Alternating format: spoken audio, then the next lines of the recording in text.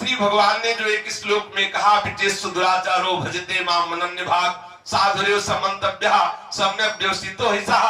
अगर कोई दुराचारी से दुराचारी भी अनन्य भक्त होकर मेरा भजन करता है तो उसको साधु ही मानना चाहिए, कारण कि उसने निश्चय बहुत अच्छी तरह से कर लिया है कि अब मेरे जो कुछ भी है श्री कृष्ण ही है।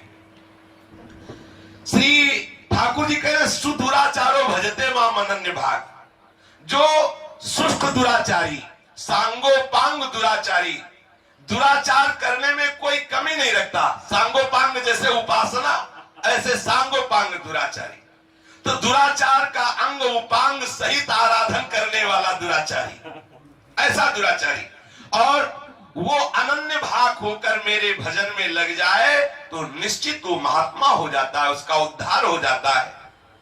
यहां भजते क्रिया वर्तमान की है, जिसका भाव ये है कि वो कैसे भी आचरण वाला हो, सांगोपांग दुराचारी हो, पहले उसके दुराचार बनते आए हैं, अभी वर्तमान में वो अनन्य भाव से भजन करता है तो भी उसके द्वारा दुराचार सर्वथा छूटता नहीं है।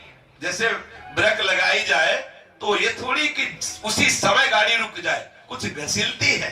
जब निश्चय हो गया कि मैं बहुत गलत हूं, अब मुझे ऐसी गलतियां नहीं करनी चाहिए, भजन करना चाहिए, वो जो हमने स्वभाव में बर्ताव किया है, जो हमारे हृदय में बार बार विषयों के प्रति आकर्षण हुआ है, जो हमारे बार बार गंदे भाव हुए, वो तुरंत थोड़ी रुक जाएंगे। ना चाहते हुए भी बरबस दुराचार की क्रियाएं उससे बनेंगी वर्तमान में भी। कोई बताओ, इतने लोग अपने बैठे हुए हैं, कौन ऐसा है जो नहीं चाहता अभी श्री कृष्ण मिल जाए? कौन ऐसा है जो चाहता हो कि प्रभु के विरुद्ध हमारे आचरण हो? लेकिन ईमानदारी से हृदय में हाथ रख के भगवान सच्चिदानंद में श्री कृष्ण को साक्षी करके बोलिए, क्या ऐसा है कि जब से हम शरणागत हुए हमारे द्वारा दुराचार की प्रवृत्ति ना हुई हो, सोच ना हुई हो, क्रियाएं ना हुई हो? आप देख लो। क्यों? तो क्या आप चाह रहे हैं? क्या नहीं, फिर क्यों हुई? बस वो घसीलती जा रही गाड़ी, अब वो ब्रेक तो लग चुकी। जैसे एक बड़ा वृक्ष है और वो आंधी में जड़ से उखड़ जाए तो उखड़ जाने पर भी महीनों हरा दिखाई देता है, यद्यपि उसका जड़ से संबंध नहीं रह गया पृथ्वी से, फिर भी वो हरा भरा दिखाई देता है। ऐसे ही यद्यपि हमारा वासनाओं से संबंध नहीं रह गया है, वर्तमान में क्रियाएं होती रहती हैं, पर उसे अनन्य भाव वाला भक्त ही माना जाएगा, क्योंकि वो दुराचार परायण रहा है, अब भगवत परायण हो गया है, पर स्वभाव संस्कार वश उससे दुराचार में क्रियाएं हो रही हैं। ये थोड़ा तर्क से परे की बात है। इसमें तर्क तब करे जब पहले हृदय की बात देख ले। लोग तर्क कर बैठते हैं बुद्धि की बात से, बुद्धि की बात। अब मान लो खड़े होकर कोई तर्क करे कि ऐसा वैसा कैसे, तो छाती में हाथ धर के देखो तुम कैसे। क्या तुम ये बात जो तर्क कर रहे हो नहीं जानते? अगर जानते हो तो फिर ऐसा क्यों?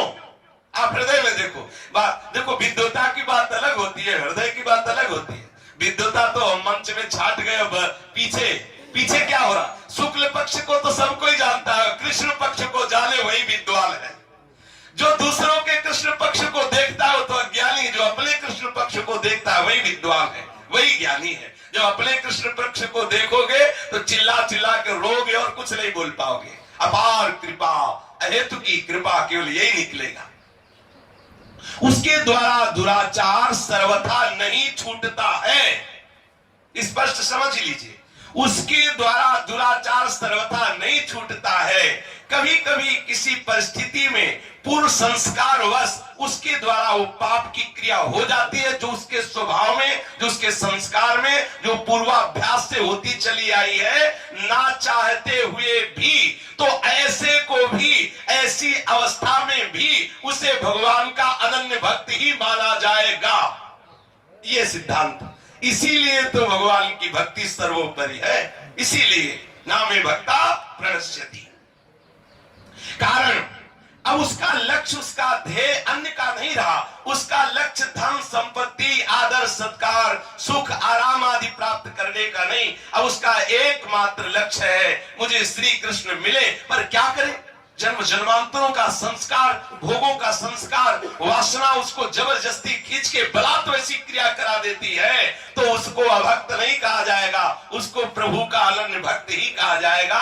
इसी बात को श्री ध्रुवदास जी ने भजन सत लीला में कहा है, यद्यपि भक्त अनन्य जो विषय इंद्रियन बस होए, कर्मठ कोटि जितेंद्रियन ते समलायन कोई।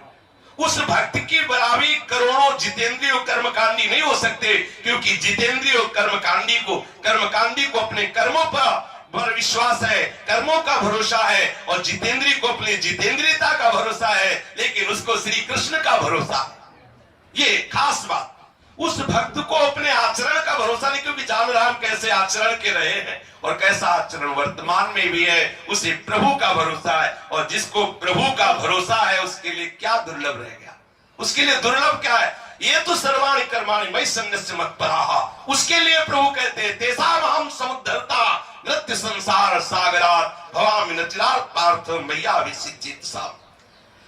यहाँ शंका ये होती है कि ऐसा दुराचारी अनन्य भाव से श्री हरि के भजन में कैसे लग सकता है? उसके लगने में कोई कारण हो सकता है। हाँ, एक तो वो कि किसी आफत में पड़ जाए ऐसा दुराचारी, और उसको कहीं किंचन मात्र कोई सहारा न मिले, ऐसी अवस्था में अचानक उसको कहीं सुनी हुई ये बात याद आ जाए कि जब कोई सहायक नहीं होता तो श्री हरि सहायता करते हैं, श्री कृष्ण सहायता करते हैं, और वो दुराचारी उसी समय हृदय से पुकार उठे, हे श्री कृष्ण मैं आपकी शरण में हूं। देखो, यद्यपि वो भगत नहीं है, इतना बुरा आचरण करता, फंस गया ऐसी विपत्ति में, अब तो क्या करे? तो कभी उसने सुन रखा है, किसी हृदय के कोने में बात उसके है कि जब कोई सहारा नहीं देता तो श्री भगवान सहारा देते हैं। वो पुकार उठा, हे श्री कृष्ण हमारी रक्षा करो, बस प्रभु से अपना परम भक्त मानते हैं। कभी कभी ऐसी वायुमंडल में वो दुराचारी पहुंच जाए जहां बड़े बड़े संत महात्मा विराजमान हो, जो भगवत प्रेम में उन्मत्त हो, तो उस वायुमंडल में पहुंचने से, उन संत महात्माओं के दर्शन से, उन संत महात्माओं के संभाषण से, उन संत महात्माओं के उस वायुमंडल में पहुंचने से महादुराचारी के भी हृदय में श्री कृष्ण के प्रति रुचि प्रकट हो जाएगी, श्री कृष्ण के प्रति शरणागति का भाव आ जाएगा। जैसे वाल्मीकि जी, अजामिल जी, सदन कसाई आदि ये बड़े बड़े पापाचरण से जो युक्त हैं, ये संतों के संग से भक्त बन गए। कोई यदि ऐसी कथा सुन ले कि वाल्मीकि जी ऐसे थे, सदन कसाई जी ऐसे, अजामिल जी ऐसे, और उनके ऊपर भगवान की कृपा हुई, तो हमारे ऊपर भी हो सकती है। और वो दुराचारी ऐसा सुनकर भगवान की शरण में आवे तो भगवान उसे साधु बना लेते हैं, उसे अपना भक्त बना लेते हैं। या कोई प्राणी ऐसी आफत में आ जाए जहां उसके बचने की कोई संभावना न हो, पर वो बच गया, और उस बचने में वो देखे कि मुझे सिर्फ भगवान ने बचाया। ऐसी घटनाएं आती हैं संतों के जीवन में, वो ऐसी घटनाओं में फिर महान साधु बन जाते हैं। देखा कि अरे मैंने तो पुकारा भी नहीं और ये मैं बच गया, किसने बचाया? बोले सिर्फ श्री कृष्ण ने बचाया। बस उसके हृदय में भावधारा बहने लगती है प्रभु के प्रति, वो ऐसा विलक्षण भक्त बन जाता है कि भगवान को बहुत प्यारा हो जाता है। किसी संत के दर्शन से पतन करने वाले दुष्कर्मों से घृणा हो जाए, कोई संत उसे फटकार दे, कोई संत उसे डांट लगा दे, कोई संत के किसी क्रोधावेश का शिकार बन जाए, जैसे नलकुबर मणिग्रीव श्री नारद जी के, जा तेरा, उसका भयभीत होकर भगवान के चरणों में शरण में लग जाए। एक शराब पी रहे थे अपने मित्रों के साथ, तो एक उन्मत्त हुए भगवत चिंतन में फकीर जा रहे थे, संत भगवान जा रहे थे। उन्होंने कहा आओ बाबा पी लो आके, कहा मारे मारे घूम रहे हो? वो तो शराब ही पी रहा था। बोले पी ले 7 दिन में मरेगा, तो 7 दिन में मरेगा। इतना उसे श्रद्धा थी कि संत जो बोलते हो सत्य हो जाता है। इतना कितना भी वो आसुरी प्रवृत्ति का उसमें कोई ना कोई दैवी संपदा रहती है, और कितना भी दैवी संपदा वाला हो उसे ये नहीं मानना चाहिए कि मेरे अंदर आसुरी संपदा, कहीं ना कहीं बनी ही रहती है। अगर ये माना मेरे अंदर आसुरी संपदा नहीं तो यही है आसुरी संपदा। अगर ये आप मान रहे हैं कि मेरे अंदर आसुरी संपदा नहीं है तो ये भी आसुरी संपदा का ही लक्षण है, क्योंकि जरा सा माना कि मेरे अंदर अहंकार नहीं तो ये भी तो अहंकार की वृत्ति है।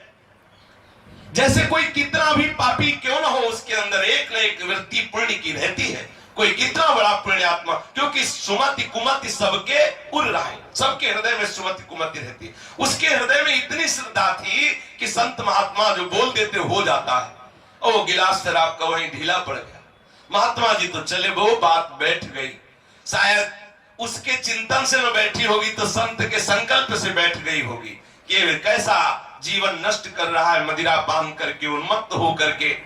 वो दिमाग में बार बार चक्कर लगाने लगी बात, 7 दिन में मर जाए। संत तो जो बोलते हैं सत्य होता है, 7 दिन में मृत्यु हो जाएगी।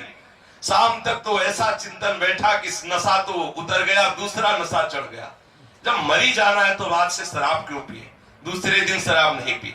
जब मर जाना है तो परिवार वाले किस काम में आएंगे, दूसरे दिन परिवार से मिलना बंद, तीसरे दिन भोजन पानी बंद। अब क्या करें? उसको भगवत चरणारविंद की याद आई। भगवान अब आप हमें बचा सकते हो, क्योंकि मैं बहुत पापी हूँ, दुराचार करने वाला, शराब पीने वाला। हे हरि क्या करूं? बस श्री हरि श्री हरि श्री हरि श्री हरि। 4 दिन और बीते, 7वां दिन पूर्ण तन्मय, न खाना न पीना, न बोलना न मिलना। महात्मा जी ने ध्यान के द्वारा देखा, बोले काम हो गया। लौट के आए 7वें दिन, जो ही समीप पहुंचे, आंख मुंदे बस श्री हरि श्री हरि श्री हरि। महात्मा जी ने स्पर्श किया, उठ, आंख खुला। बोले पिलाएगा? अरे बोले बाबा ये बताओ, तुम कह रहे थे 7 दिन में मर जाओगे, तो कितने क्षण बाद मरना है? बोले अब तुम अमर हो गए। हमने जिसको कहा था मर जाओगे वो मर गई, जिस शराब में तुम बोल रहे थे वो मर गई। बेटा, जो भगवत चरणारविंद का आश्रय ले लेता है, जो भगवान नाम का आश्रय ले लेता है, वो अमर हो जाता है। उसी दिन से वो साधु बन गया, उसी दिन से उसके हृदय में भक्ति। यदि किसी संत महात्मा का दर्शन हो जाए, कोई संत महात्मा उससे क्रोधित हो जाए, कोई संत महात्मा डांट फटकार लगा दे, उसकी दृष्टि में चढ़ जाए, तो भी वो दुराचारी महात्मा बन सकता है।